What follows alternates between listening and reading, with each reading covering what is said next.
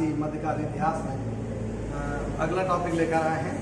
Topic है सैयद वंश। अभी तक हमने पढ़ा कि किस प्रकार तुगलक वंश का पतन होता है और नए वंश का उद्भव होता है, कौन सा, सैयद वंश।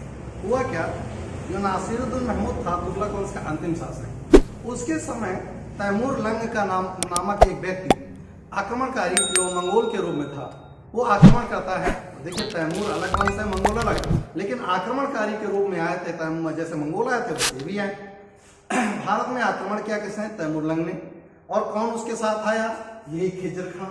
और खिजर खां इसने क्या किया, जितने भी पंजाब, मुल्तान, सिंध, कंधार, काबुल, दिल्ली सब जीत के रख दिया किसने, तैमूर लंग ने। सबको ढंग से कूटा किसने, तैमूर लंग। और इसी जीतने के क्रम में जब वो यहाँ से वापस जाने लगा सब कुछ जीत कर, तो उसने क्या किया, क्योंकि इसकी बहुत मदद करी थी किसने, इस खिजर खां नामक व्यक्ति ने। इस खिजर खां को कहता है, काम करो, तुम इन क्षेत्रों का सेनापति के रूप में काम करोगे, तुम यहाँ पर चाहो तो शासन कर सकते हो।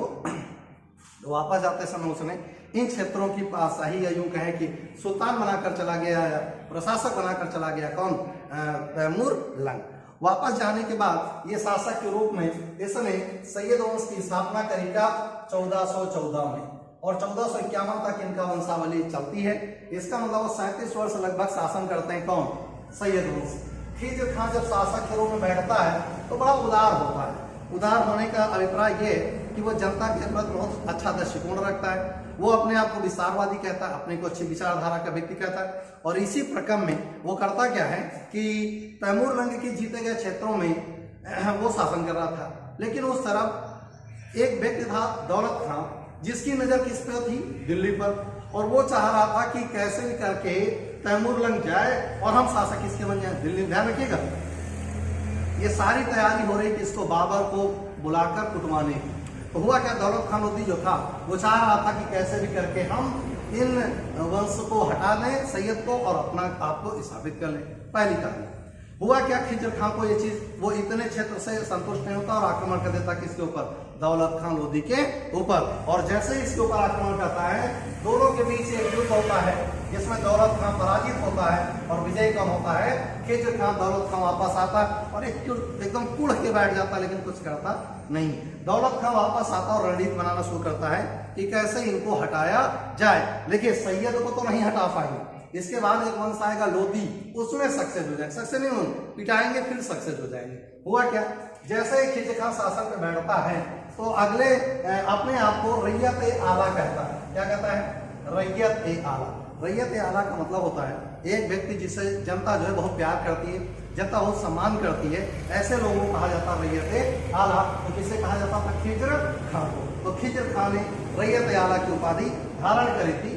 और रैयत ए आला के रूप में, ध्यान रखिएगा, खिजर खां ने पूरे जीवन जो तैमूर लंग के वंशज थे उनको लगातार टैक्स भेजता रहा, लगातार मुद्रा पैसा भेजता रहा। और उनका एक पुत्र था तैमूर लंग का, जिसका नाम था शाहरुख। क्या नाम था, शाहरुख। इस शाहरुख को पूरे जीवन टैक्स देता रहा, कौन, खिजर खां। और इस खिजर खां ने कभी अवहेलना नहीं करी थी किसी, तैमूर लंग के वंशजों की। और जैसे ही ये सत्ता में बैठता है, खुद को ईश्वर का पैगंबर या खुदा का पैगंबर कहता है और कहता है मुझे ईश्वर ने भेजा जनता की सेवा करने के लिए। इसीलिए जितने भी सैयद थे, वो चाहे खिजर खां हो, चाहे वो मुबारक शाह हो, चाहे वो आलम शाह हो, ये सारे के सारे ऐसे लोग हैं जो अपने आप को पैगंबर कहते हैं, कि यानी खुदा का पैगंबर है, जो दुनिया में आए हैं लोगों की मदद करने के लिए, लोगों को सलाह देने के लिए अच्छा कैसे जीवन जिया जाए, ऐसा मानते थे। कौन, सैयद वंश के लोग। बहुत ज्यादा वंश बड़ा नहीं है, बहुत छोटा सा वंश है, लेकिन फिर भी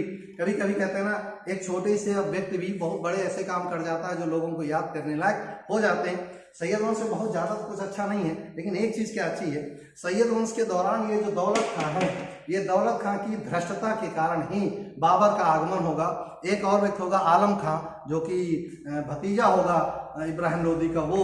और दूसरा एक होगा राणा सांगा। इन तीनों ही लोगों ने मिलाकर बाबर को आक्रमण के लिए न्योता दिया था। उसकी रूपरेखा कहाँ बन जाती है, सैयद वंश के कहाँ पर, खिजर खां के समय, जब दौलत खां और इसका क्या होता है, युद्ध होता है। हाँ, अब कहानी क्या आगे बनती है कि 20 मई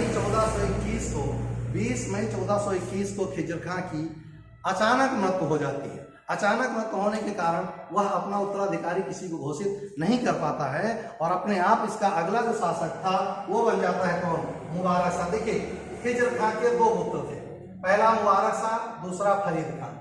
ध्यान से सुनिएगा, पहला हुआ मुबारक शाह जो हम यहाँ पढ़ेंगे, दूसरा हुआ फरीद खान। ये जो फरीद खान था ये कभी शासक बना ही नहीं, इसने आपको अपने आप को कभी शासक कहा ही नहीं। किसने? इस फरीद खान ने। इसके बाद शासक कौन बनेगा? मोहम्मद शाह।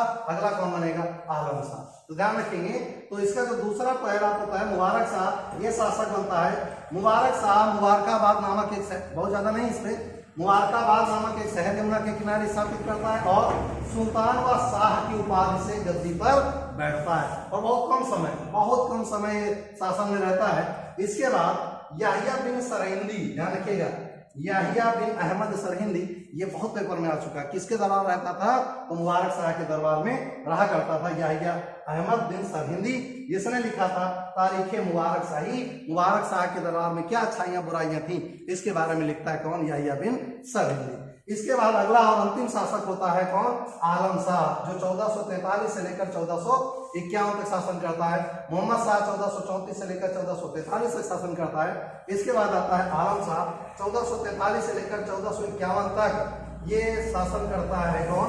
आलम शाह। और सैयद वंश का ये कौन होता है? अंतिम शासक होता है। इस प्रकार सैयद वंश क्या होता है? समाप्त होता है। लेकिन सैयद वंश की समाप्त किससे होती है? अहमद शाह से। अब ध्यान से यहाँ सुनेंगे, अहमद शाह की शादी किससे होती? जौनपुर के शासक जिसकी बिटिया का नाम था बीबी, राजी बीबी, उसका नाम था राजी बीबी। ये राजी बीबी से ही शादी होती है अहमद शाह की।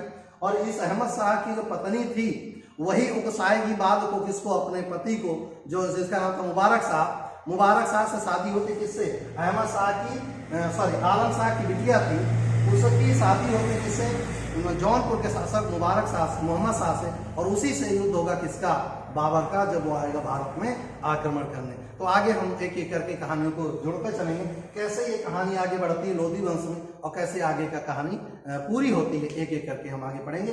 सैयद वंश बहुत छोटा था, हमने इसको बहुत बड़ा वीडियो बनाने का प्रयास नहीं किया, हमने इसको छोटा छोटा 2 पार्ट में किया ताकि आप आसानी से इसको पढ़ सकें। आज फिलहाल इतना ही, मिलते हैं नेक्स्ट वीडियो में लोधी वंश के साथ। आज इतना ही, जय।